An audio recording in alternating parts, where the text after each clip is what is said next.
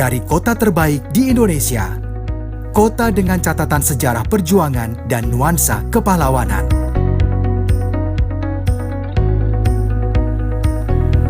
Selamat datang di Universitas Negeri Surabaya.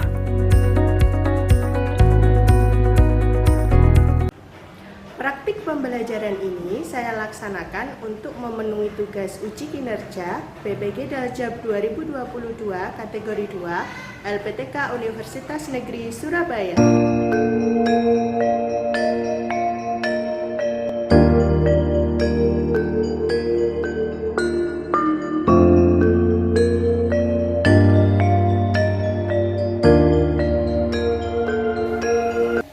Assalamualaikum warahmatullahi wabarakatuh. Perkenalkan, saya Lia Rosalita Ragil, mahasiswa PPG Daljab kategori 2 tahun 2022 Universitas Negeri Surabaya, Prodi Pendidikan Bahasa Indonesia. Kali ini saya akan menyampaikan praktik pembelajaran mengidentifikasi informasi teks eksposisi menggunakan model pembelajaran problem based learning di Satuan Unit Kerja saya SMP Al-Hikmah Melaten, Kabupaten Tulungagung, Provinsi Jawa Timur. Selamat menyaksikan. Assalamualaikum warahmatullahi wabarakatuh. Waalaikumsalam warahmatullahi wabarakatuh. Gimana kabarnya hari ini anak-anak? Sehat. Sudah sarapan semua? Sudah. Sudah mandi semua? Sudah. Kalian juga harus senantiasa menjaga kesehatan dengan selalu mengkonsumsi makanan yang sehat dan bergizi. Baik, sebelum kita memulai pembelajaran hari ini, silakan untuk ketua kelas memimpin doa. Di tempat duduk siap gerak. Doa mulai. Bismillahirrahmanirrahim. Raditu billahi rabba wa bil islami dina wa bi Muhammadin nabiyya wa rasula. Rabbi zidni ilma warzuqni fahma waj'alni min ibadikas shalihin. Amin ya rabbal alamin. Baik, Ibu cek kehadirannya dulu. Ada yang hari ini tidak masuk? Ada. Kenapa? Jika kenapa? Sakit. Jika sakit, Sahila Izin. Sahila izin. Baik. Nah, sekarang hari ini Ibu ingin belajar tentang apa sih anak-anak? Melalui diskusi kelompok, saya mampu mengidentifikasi gagasan utama tiap paragraf sesuai dengan diri dan struktur teks eksposisi dengan benar. Baik, hari ini kita harus bisa mengidentifikasi gagasan utama setiap paragraf pada teks eksposisi yang sesuai dengan struktur dan ciri eksposisi. Nah, kemarin kita sudah belajar tentang apa? Karakteristik. Nah, kemarin dibagi menjadi berapa karakteristiknya? 5. Yang pertama, Objektif. objektif. Yang kedua, Gagasan. yang ketiga, Data. terdapat data, baik itu data statistik, bagan, gambar, grafik, dan sebagainya.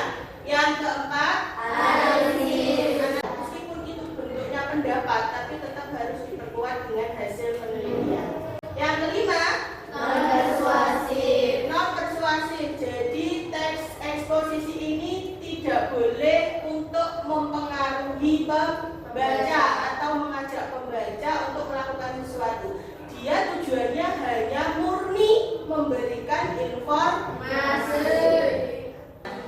Sebelum kita mulai ke kegiatan ini, mari kita saksikan dulu film yang akan Buradir tayangkan. Silakan disimak dengan baik-baik, dan apabila nanti perlu mencatat poin-poin penting, silakan dicatat, boleh.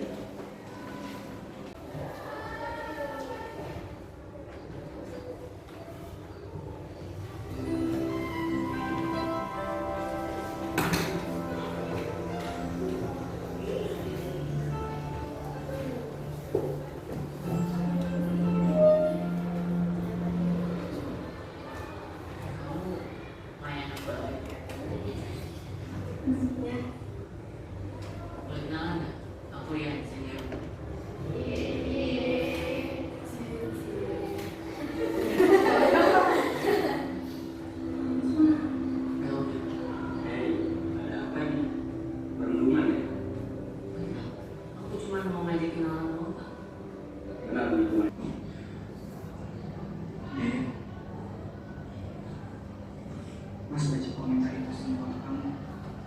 Itu siapa bikin aku masih cantik? Loh, aku ini kakakmu loh, Dek.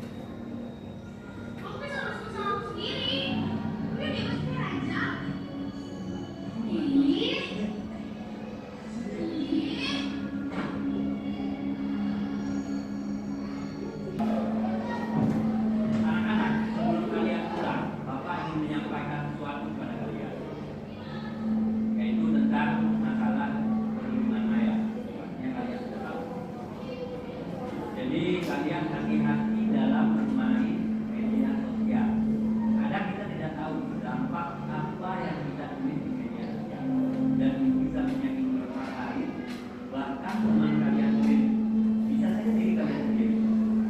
Jadi lain kali kalian harus berhati-hati dalam menggunakan sosial media. Dalam waktu dekat ini dari pihak sekolah itu sedang bersosialisasi ingin menyampaikan tentang masalah ini. Pihak sekolah juga akan mendiskusikan di sana. Lagi anak-anak. Dari video tadi, kira-kira kita akan membahas tentang apa hari ini? Bullying atau apa? Perundungan. Di sini Bu Rakil ada beberapa contoh kasus bullying yang terjadi akhir-akhir ini. Yang pertama ada kasus perundungan anak di Tasikmalaya yang berujung depresi dan kematian. Jadi di sini kasusnya ada anak SD yang dia itu dipaksa oleh temannya melakukan hal-hal yang tidak senonoh dengan seekor kucing. Jadi setelah melakukan hal tersebut direkam dan rekaman itu disebarluaskan. Nah, efek yang terjadi pada si anak ini, dia menjadi depresi dan tidak mau makan, akhirnya berujung dia meninggal. Ini baru terjadi sekitar Juli di tahun ini. Lalu ada kasus yang lebih baru lagi, yaitu di Malang, di mana kasusnya ditendang kakak kelas hingga koma. Dan ini dilakukan oleh temannya sendiri. Ada beberapa temannya sendiri, ada yang dari kakak kelasnya. Nah, kasus yang paling baru lagi itu terjadi di Ternate, yaitu korban di sini terekam ditendang dan diinjak-injak oleh pelaku. Jadi korbannya ini perempuan. Baru juga terjadi di bulan November. Jadi sebenarnya kasus bullying ini sudah menjadi budaya di Indonesia, apalagi di dunia pendidikan kita. Dan itu sudah mulai merambah ke pendidikan dasar. Mungkin kalau kasus-kasus kemarin masih di kalangan universitas, anak kuliah yang pada saat ospek mungkin dibully oleh senior-seniornya atau anak SMA. Tapi sekarang sudah merambah ke anak SMP dan bahkan anak SD, bahkan berujung kematian. Nah, dari kasus-kasus ini kita harus punya apa, anak-anak? Gambaran tentang apa sih bentuk-bentuk bullying itu. Kita ini dikatakan membuli orang atau kita ini dikatakan sedang dibully, itu seperti apa ukurannya? Lalu bagaimana kita menghindari bentuk bullying itu? Lalu kira-kira dampaknya apa ketika kita mendapatkan perilaku bullying dari teman kita? Kira-kira kalau dari video tadi, apa kira-kira yang menjadi perubahan dasar sifat dari seseorang ketika dia mendapatkan bullying?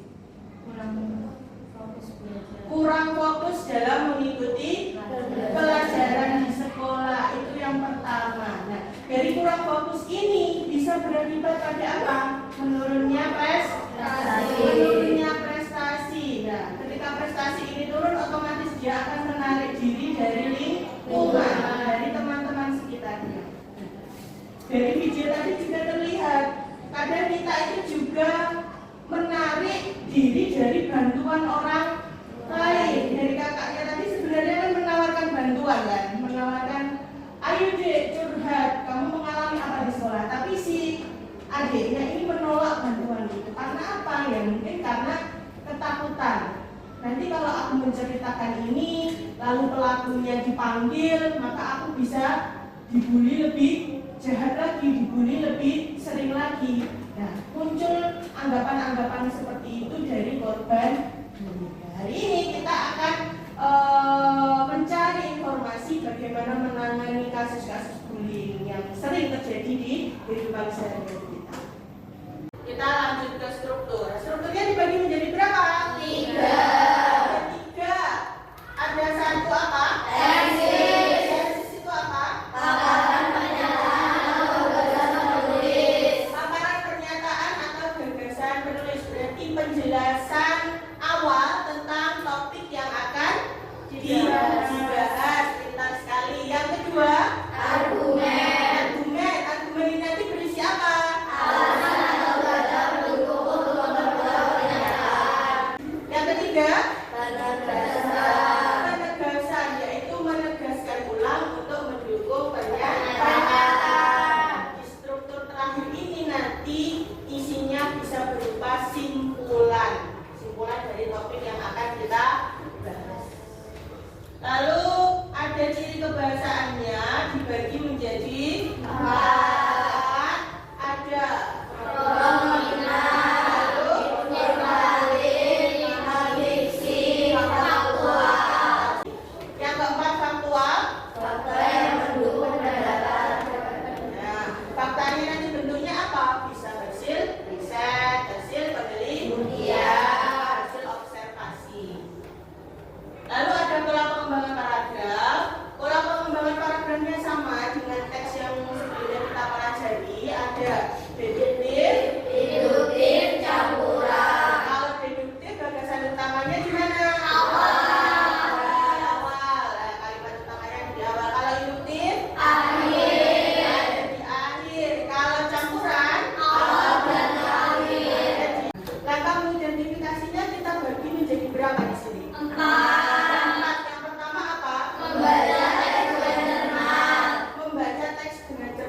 Jadi kita harus membaca keseluruhan teks dulu untuk memahami topik apa yang dibahas. Yang kedua, mencermati tiap paragraf yang bersumber menemukan kalimat utama. Nah, setelah itu tiap paragrafnya harus dicermati untuk mencari apa tadi? Kalimat utama. Pintar, kalimat utamanya letaknya di mana? Apakah di awal, di akhir, atau di awal dari akhir? Kemudian mengidentifikasi kalimat.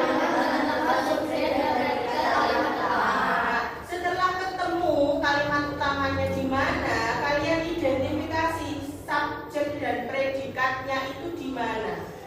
Apa subjeknya, apa predikatnya, apa. Lalu setelah itu baru kita menyimpulkan gagasan utama melalui inti kalimat. Menyimpulkan gagasan utama melalui inti kalimat. Dari subjek dan predikat nanti akan ketahuan inti kalimatnya apa sih di paragraf ini. Kira-kira ada pertanyaan?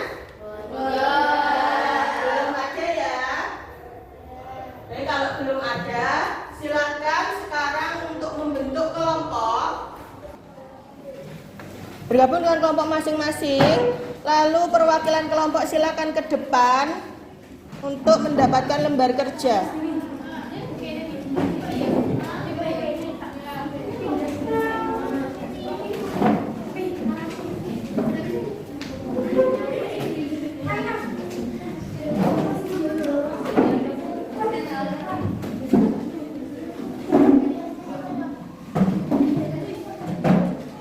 Kelompok yang belum?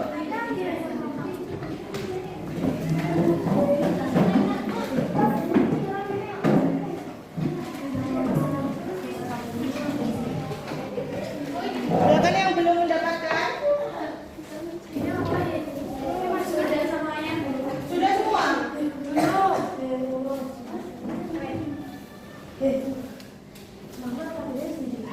Tidak? Kalau sudah, silakan diperhatikan.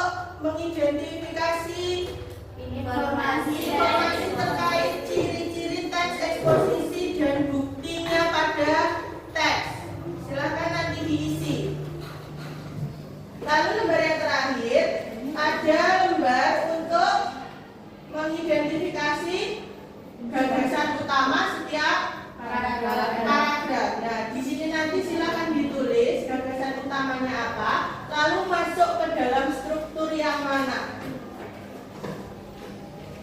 Pak, apakah itu struktur tesis, struktur argumentasi, atau penegasan ulang? Ada pertanyaan terkait penggunaan lembar kerja ya? Bisa mulai dikerjakan? Bisa. Baik, silakan mulai dikerjakan.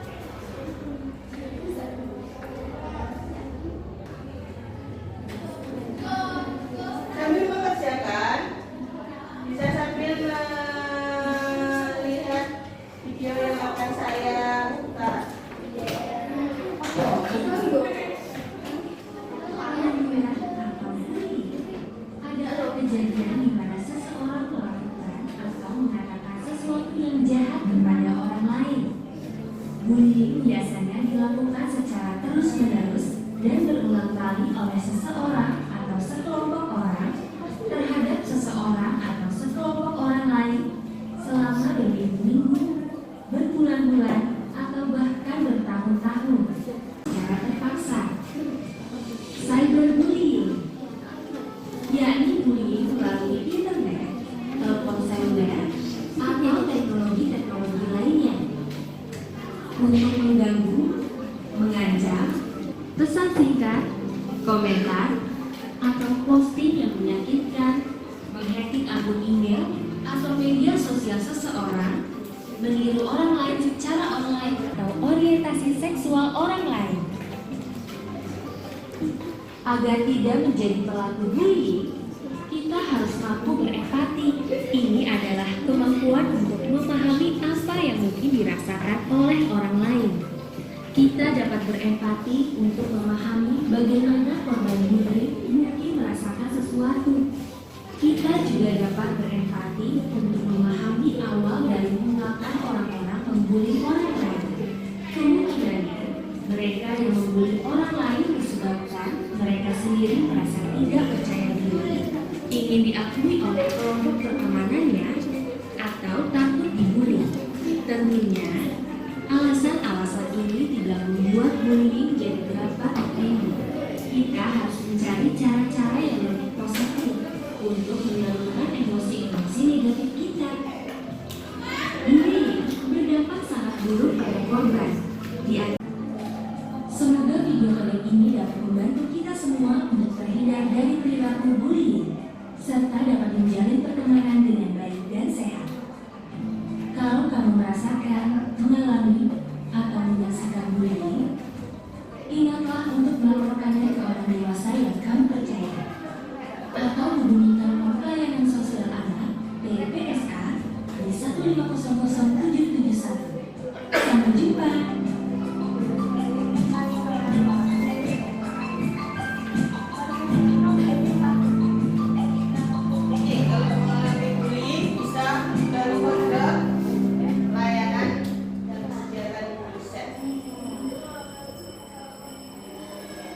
Sudah selesai? Bisa dilanjutkan yang belum selesai?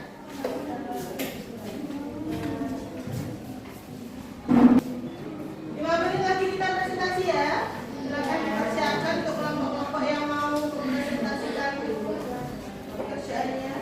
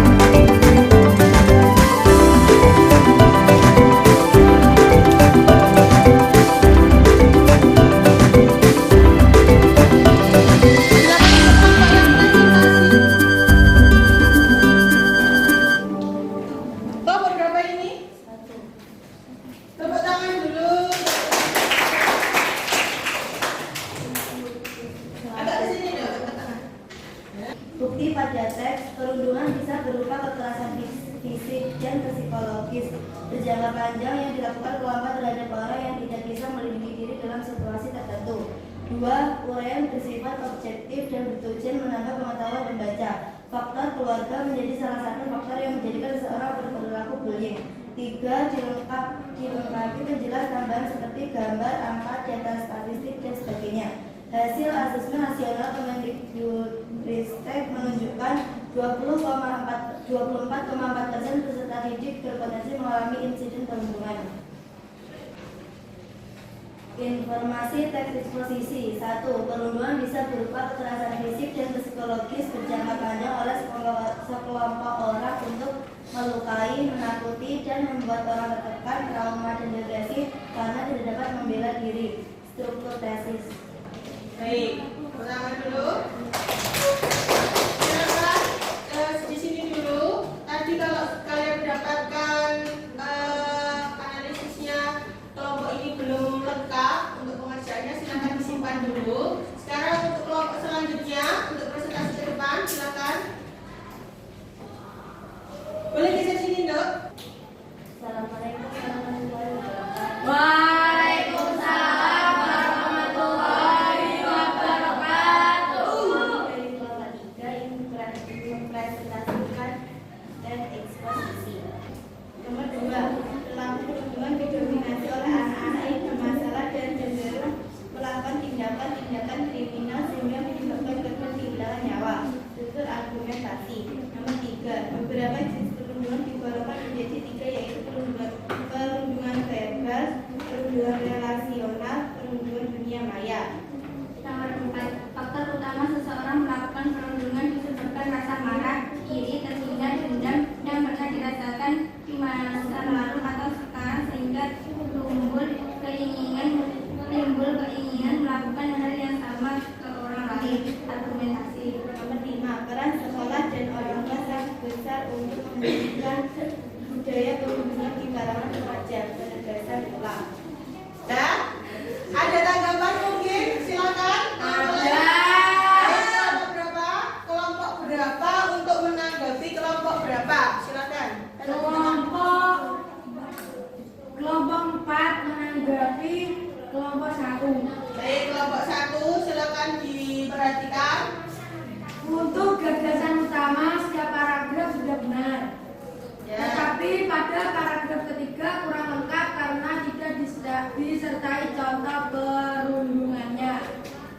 Benar? Lalu pada paragraf 2, menurut kelompok kami strukturnya masuk ke argumentasi bukan tesis. Benar? Baik ya, jadi paragraf 2 masuknya ke struktur argumen. Tepuk tangan dulu untuk kelompok 1. Sekarang lanjut. Coba di kelompok lain mungkin yang mau menanggapi dua kelompok, ya? Dari kelompok berapa? Dari kelompok 5. Ya, Untuk kelompok 3, ya. pada bagian identifikasi informasi teks, gagasan utama dan strukturnya sudah benar semua. Namun di bagian tabel dan kiri teks, bukti teks nomor 2 masih salah karena belum menunjukkan data kasus bullying di Indonesia. Ya, ada datanya. Sudah ada datanya belum?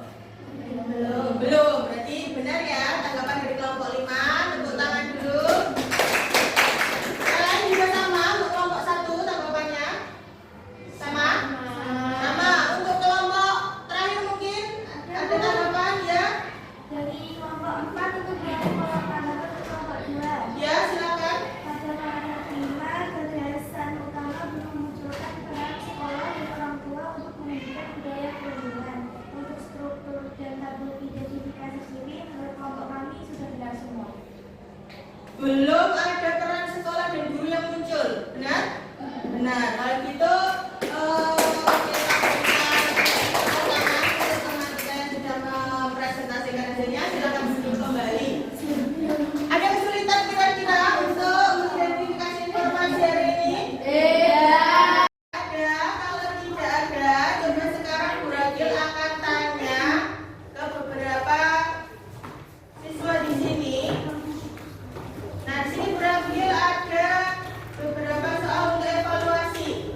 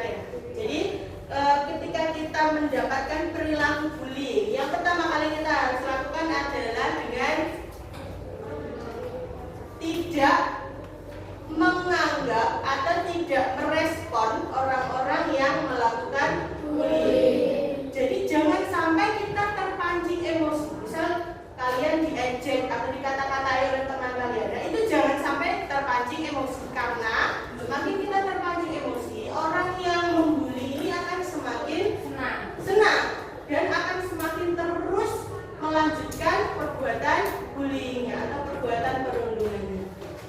Lalu apabila kalian menjadi korban bullying dan kalian memang sudah tidak bisa menahan entah itu perasaan takut, perasaan depresi atau perasaan stres karena mendapatkan bully dari teman kalian setiap hari, bisa meminta pertolongan kepada orang-orang terdekat. Bisa kepada bapak ibu guru di sekolah, bisa kepada ayah ibu di rumah, atau saudara-saudara yang kalian bisa percaya untuk kalian ajak sharing. Gitu ya. Jadi jangan pernah mendiamkan perilaku bullying. Saya kira untuk simpulan hari ini sekian. Untuk pembelajaran selanjutnya kita akan masuk ke materi menganalisis struktur dan kaidah kebahasaan teks eksposisi. Silakan nanti dipelajari di rumah, bisa dari buku teks, buku LAS, buku penunjang ataupun dari internet. Ada pertanyaan?